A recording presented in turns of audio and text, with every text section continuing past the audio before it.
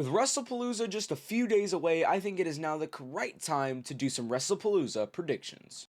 As always in these predictions videos, we go over every match that is going to be on this card of WWE. I give my thoughts on it, and obviously, as it sounds, I do predict who will win or just whatever the outcome will be of that typical match. Now, as always, you guys can leave me your predictions, or you can debate my predictions down in the comments below. But as always, before we get anywhere into any video, be sure to like the video, subscribe to the channel, turn on post notifications so you never miss an upload, and go follow the socials. Links to those are going to be in the description of this video. The socials do include my Instagram account and my X account, so you can go follow those. Do all that, helps me out a ton, but now let's get right on into today's Wrestlepalooza predictions.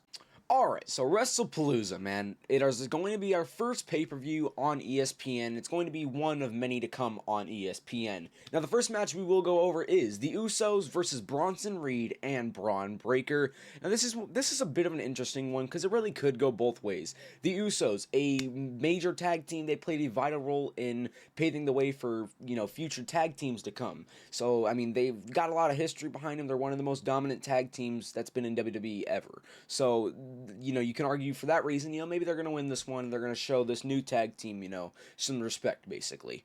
But there's also Bronson Reed and Braun Breaker, who are overall formed around Seth Rollins' current faction, The Vision, which is kind of WWE's next big thing at the moment. So it's like, okay, for that reason, you'd probably want them to win and beat one of the most dominant tag teams that's ever been in WWE to really elevate them to a whole new level. Now, yes, that is a good claim for them, and honestly, inevitably, I do have to side with predicting Bronson Reed and Braun Breaker winning this one, but not for that specific reason. I really think that Bronson and Braun Breaker are going to win this one because honestly, I feel like if the Usos did win, I feel like that's really gonna probably jump away from the Jey Uso heel turn, because over these past few weeks, leading into Wrestlepalooza, we've really seen a different side of Jey Uso, kind of like a heelish or becoming a heelish Jey Uso is kind of what we've really been seeing from Jey Uso's persona.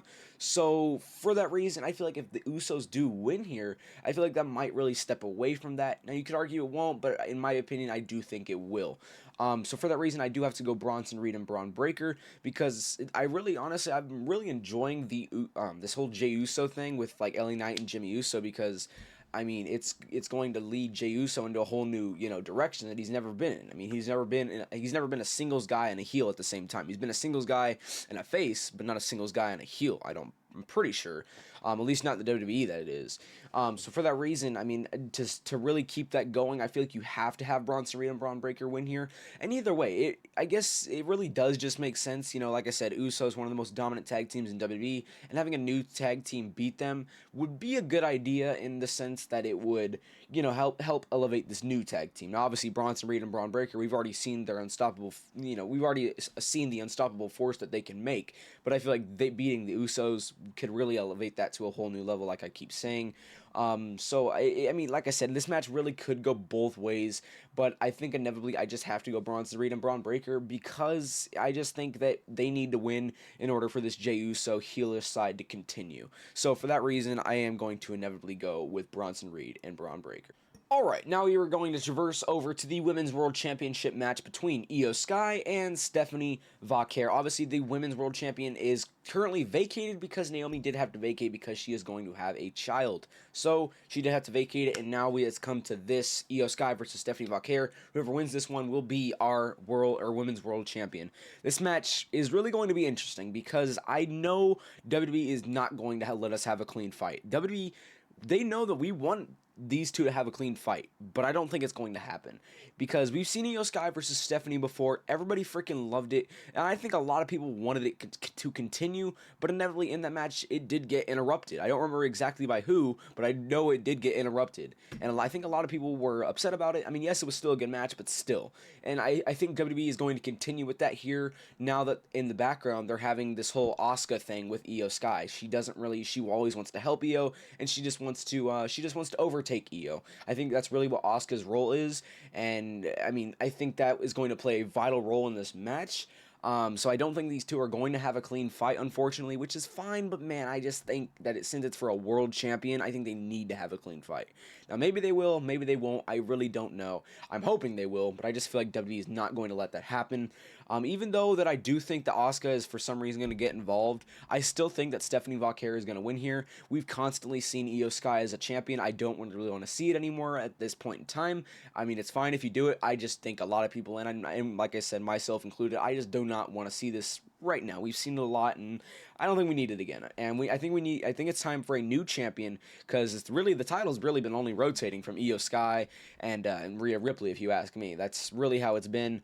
The first new champion that we had in a while was Naomi, but now I think it's time to jump to another new champion who hasn't even been a women's world champion in WWE, and that being Stephanie Valkyrie. I think that is really the right call here. I think Stephanie is really over with the fans. She's a great wrestler. Putting this title on her could, push her into some really great storylines. We've already seen a preview with her and Rhea Ripley, and I'm sure there's many more than just that.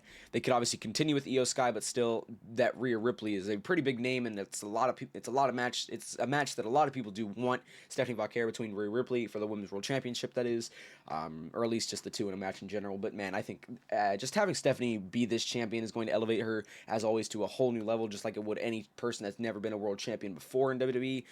So it's going to be the same case for Stephanie here. And like I said, nobody's going to be upset if you ask me. I think more people would be really upset if Io Sky won. So, because like I said, she's just always champion, it seems like, either her or Rhea Ripley, that is. So I think having a new champion is going to really it's going to put fans on a good note, and they're probably going to really be intrigued, because I mean, like I said, a lot of people do like Stephanie, including myself. So, there's multiple reasons, and those are really the main reasons that I've already listed that I believe Stephanie Valkyrie is going to win here. And really, so that is going to be my final prediction here, is Stephanie Valkyrie will be our new Women's World Champion. Alright, and now we jump into one of the major matches of the night, is John Cena versus Brock Lesnar. As we know, WWE is really relying on just the history between these two guys. There really hasn't been a major build-up between these two. Brock Lesnar returned at SummerSlam, F5 Cena. He came out on a SmackDown just previously, F5 John Cena like twice, and I believe he F5 Sami Zayn once. And then John Cena came out this past Monday and kind of gave us what Brock's motive was, which was to destroy the last real champion. But it's really not relevant unless Brock Lesnar himself says it, and he didn't. So there really hasn't been a great build-up to this, unfortunately. I feel like if there was a better build-up, I think a lot of people would be more intrigued. And I still think people are going to be intrigued, because I know I still will be. I just feel like we could have been on a whole new level if there was a better build-up between these two. Now, as far as who is going to win this match, it's going to be an interesting one. I don't know. I really don't know. I'm gonna really just have to throw out a prediction here off the top of my head, because I really don't know, man. It could genuinely go both ways. You could say Brock Lesnar, because he just returned. I think he needs a win again. Especially, it would really do good for him if he's defeating a guy like John Cena.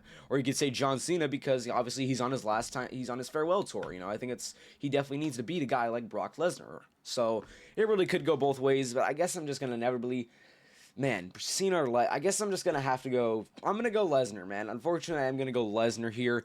I say Lesnar because I really don't know, man. This match is I just know that this match is going to be a good match. It's going to be probably a long match.